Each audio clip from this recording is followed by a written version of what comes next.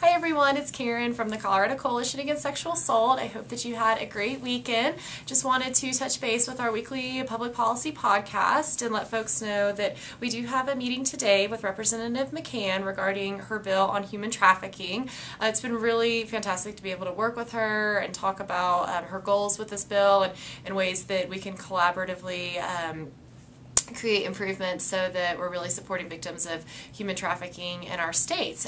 We've also met some with the Colorado Organization for Victim Assistance, or CONET, COVA and CONET, on behalf of this bill. One thing that this bill does do is it creates an appeal process. Actually, I'm just going to read from the summaries because that'll be more accurate. Current law states that any person who has been adjudicated for an offense involving unlawful sexual behavior is not eligible to petition for the expungement of any juvenile record.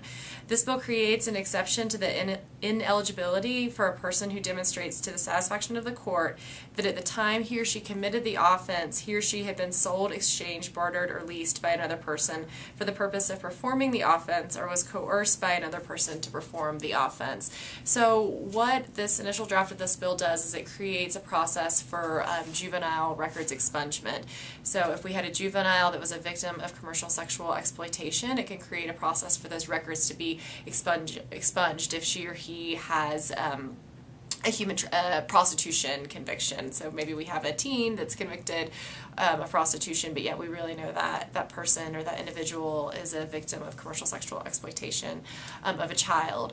One thing that we're working with Representative McCann and some stakeholders with is taking a look and seeing if there's any way to specify that we're specifically talking about prostitution-related convictions that were a direct cause of the human trafficking. So we want to make sure that's really clear. And we also want to see if there's potential to see that broadened to include adult victims of human trafficking as well. There are 4 states that have currently passed vacating conviction laws for victims of human trafficking. That's New York was the first to do it, Illinois, Nevada, and Maryland. Several other states are working on that type of legislation this session as well. And we just know that for victims of human trafficking that maybe have a prostitution conviction on their record, it's so hard to move forward with gaining employment, housing. Just having that criminal record can really create some real barriers for survivors that are trying to move forward and move past the victimization that occurred. So we're optimistic about meeting with Representative McCann.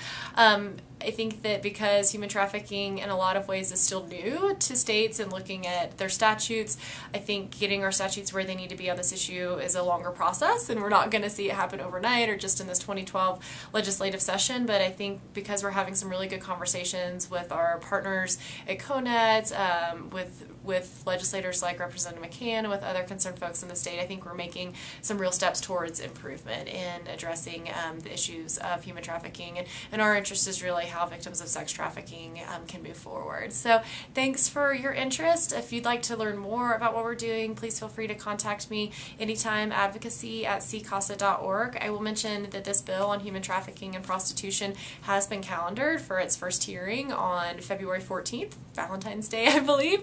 So if you're interested in maybe listening online to that hearing, possibly testifying, writing a letter of support, or just learning more about what that committee process for approval looks like, please feel free to get in touch with me. I love to talk with people about ways that they can be involved and a part of making sure that our laws really support survivors here in Colorado. So thanks again for all you do, and please feel free to contact us at any time.